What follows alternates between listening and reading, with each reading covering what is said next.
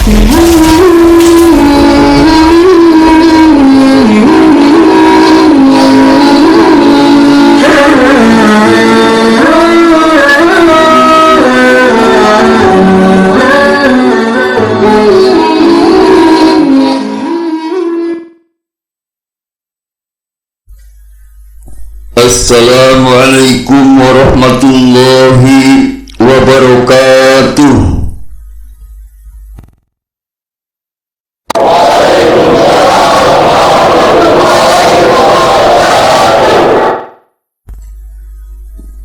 Bismillahirrahmanirrahim. Alhamdulillahilladzi ja'alal 'ida li'ibadihil mu'minin wa khatami bihi syahras siyama lil mukhlisin wa ja'ala fi ta'atihi 'idad dunya wal akhirati lit ta'i'in wa fi ma'siyatihi dulli dalini lil 'asin.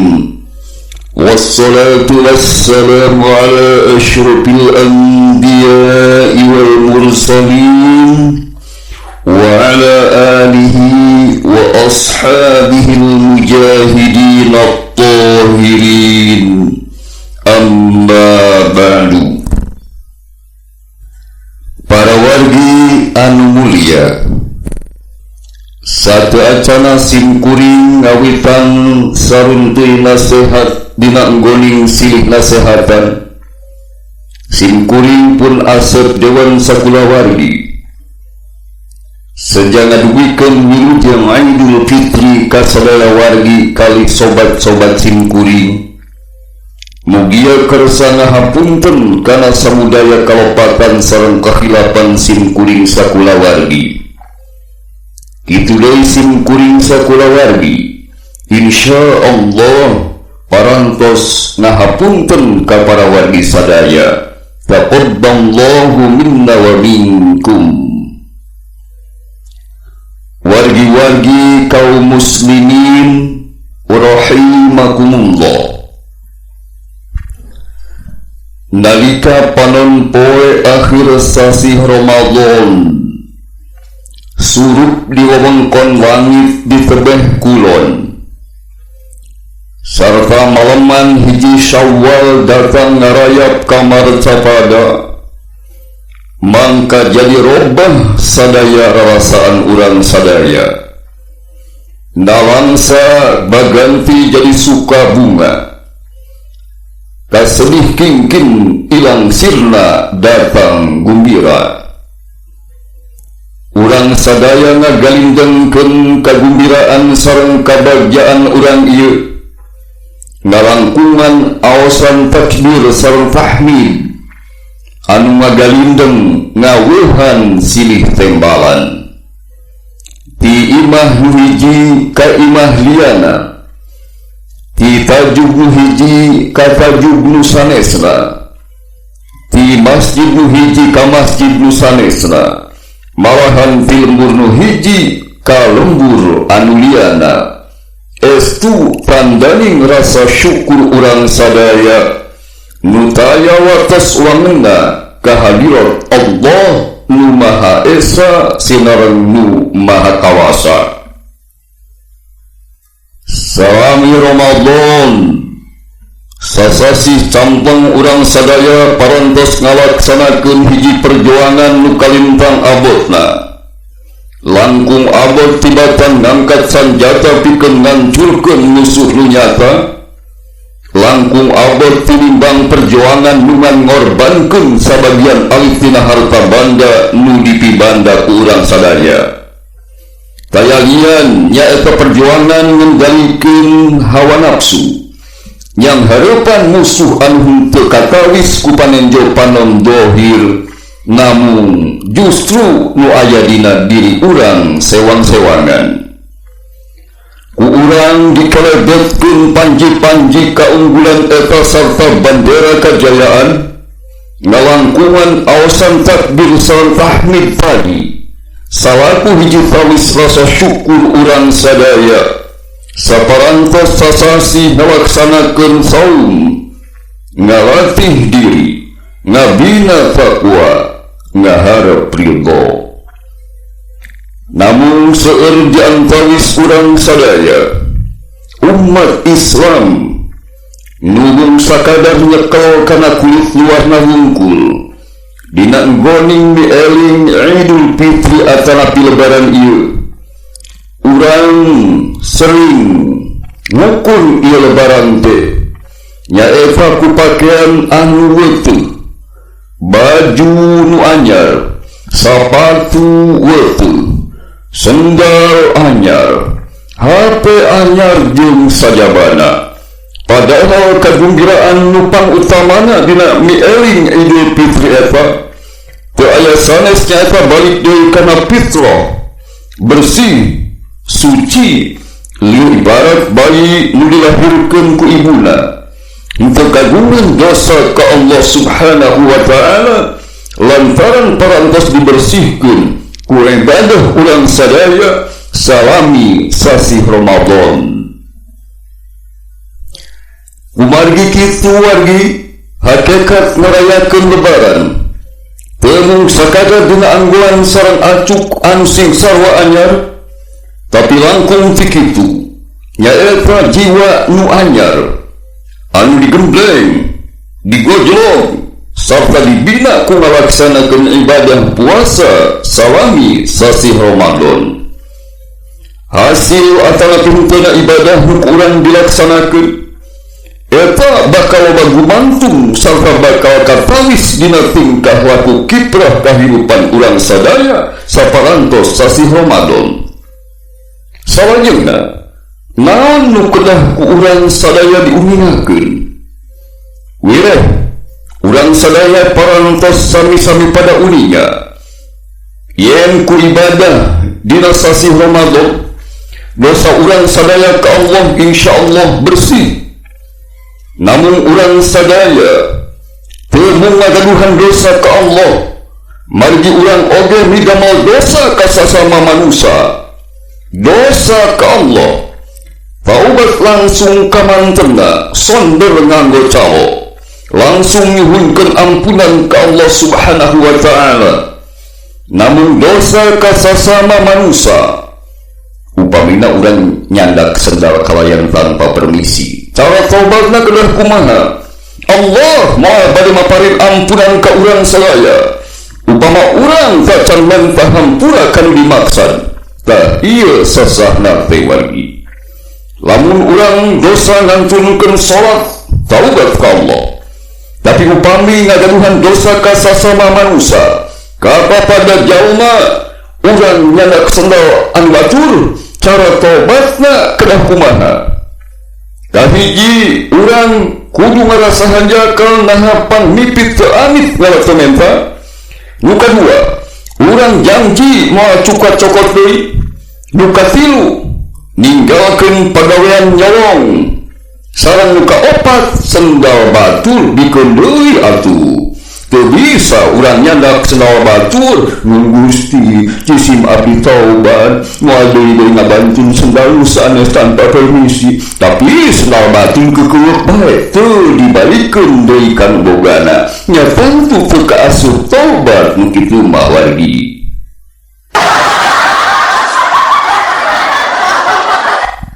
Wargi-wargi kaum muslimin rahimakumullah, umargi kitu urang sadaya tiasa ngartos yen jalmi nu ngajalankeun ibadah Ramadan kalawan sae dina hartos nalika siang maneh ngalaksanakeun ibadah puasa, bisa gedeungeun eta oge manehna ngahirupkeun wengi-wengi Ramadan ku salat tarawih, i'tikaf, tadarus Al-Qur'an sareng nu sanesna. Jalmi nu sapertos kitu wargi dijanjikan ku Allah Subhanahu wa Ta'ala Ghufirallahu ma taqaddama min dzambih, dipaparin ampunan tina sagala rupi dosa perdosa nu kantos dipidanona hingga manehna kaluar ti sasi Ramadan saperti bayi nu dilahirkeun ku ibuna, bersih henteu ngagaduhan dosa ka Allah kumargi parantos dibersihkeun ku ibadah Ramadan. Yanten dina agama Islam dosa teh ditebus ku taubat, ku amalan urang sorangan, sanes ku sakerincing duit sakocoping bogo, sanes oge ditebus ku beas. Sabab simkuring percaya upama dosa bisa ditebus ku beas saupamina, jigana jalma-jalma nu sawah sarta humana lega bakal mesti heula asup sawarga. Kitu deui saupami dosa tiasa ditebus ku arfos, sapertosna para konglomerat sareng jalmi-jalmi super jugala bakal jadi pangisi surga nu utama. Dina agama Islam dosa bisa ditebus ku taubat ka Allah Subhanahu wa ta'ala. Jalmi nu ngalaksanakeun ibadah kalawan lolos jeung sae dina sasi Ramadan, kaluar ti Ramadan lebet ka hiji Syawal sapertos bayi nu nembe dibabarkeun ku ibuna, pantas upami manehna ngucapkeun minal aizin, mugi Allah ngajangkenkeun urang sadaya kalebet jalmi-jalmi nu wangsul deui kana fitrah, bodas nyacos, leuning bersih, wal faizin, sareng mugi Allah ngajangkenkeun urang sadaya kalebet jalmi-jalmi anu kenging kaunggulan. Manehna mieling eta poe di mana manehna balik deui kana kasucian, rupina eta anu jadi hakikat tina Idul Fitri. Ku kalimah anu sanes tiasa disaurkeun ku urang sadaya, Idul Fitri teu tiasa dileresepkeun tumalina sareng ibadah Ramadan. Mun urang nu ngalaksanakeun ibadah Ramadan nu ngarayakeun Idul Fitri, ku kasauran langkung tegas satemenna nu pantosna ngarayakeun Idul Fitri nyaeta jalma-jalma anu ngalebetan Ramadan ku rupa-rupa kagiatan ibadah. Wargi pasoalannya eta, tangtuna bae urang sadaya mika hoyong sangkan bersih sareng Allah sareng oge hade sasama manusia, sae hubungan jeung papada manusia. Dina hadis diriwayatkeun ku Imam Muslim ti Abu Hurairah radhiyallahu an, dipertarakeun heureuh dina hiji dinten nalika kempos sareng para sahabat Rasulullah sallallahu alaihi wasallam tumaros ka para sahabat, atadruna mal muflis, dulu-dulu apa teu saha ari disebut jalma anu bangkrut bangpatem, jalma nu sial, jalma nu teu untung teh saha. Patarosan nu estu mafakataji ti Rasulullah sallallahu alaihi wasallam.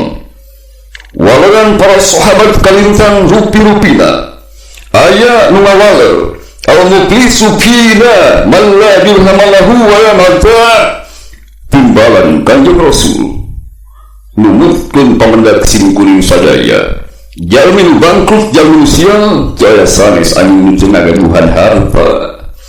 Kitu walagan sahabat sareng kitu tangtosna oge jawaban urang kiwari dugi ka paribasa urang Arab ngandoskeun, inna darahima fil amakini kulliha tabtu rijalan mahabbatan wa jalalah. Artos teh cenah di mana-mana jadikeun hebat ka jalma nu mibandana. Wa hiya lisanin liman arada fasaha, artos nyata lisan nu pantasehna ngomong atawa nyarita. Wa hiya silahun liman arada qitalan, artos mangrupa sanjata nu pangampuhna pikeun jalma nu rek maju ka medan dalaga atawa ka medan perang. Namun naha leres kitu Rasulullah sallallahu alaihi wasallam masihan waloran, innal muflisa min ummati, jalma anu bangkrut ti golongan umat kaula lain lian, lain maranehna nu teu loba harta bandana. Jalma nu bangkrut ti golongan umat kaula ma ya'ti yaumal qiyamah bisolatin wa siyamin wa zakatin, jalma nu jaga dina poe kiamah datang ngadep ka Allah kalawan mawa pahala salat, sabab di dunya manehna tukang salat, wa siyamin pahala puasa ku manehna oge dibawa, manehna nyetorkeun ka Allah, wa zakatin pahala zakat nage ku manehna dibawa ngadeheus ka Allah. namun kumaha salajengna ngan hanjakal saur Allah. Di sagedengan manehna datang membawa pahala atau ganjaran tina ibadahna. Di sagedengan eta manehna bari ngagembol dosa ka papada jalma atau ka papada manusia. Lamun eta anu kajadian wargi, kumaha atuh nasib urang teh? Saur Kangjeng Rasul, mangka daek teu dosa ti jalma nu ku urang kungsi dipitnah, dicokot ku urang harta bandana, eta dicokot ku urang pikeun naon? Dibikeun ka urang. Estuning teu disangkat jeung dinana ku urang. Nu Gusti Allah mangga ieu pahala salat di sim abdi. Ujug-ujug datang hiji jalma. Kela Kang. Kela teh.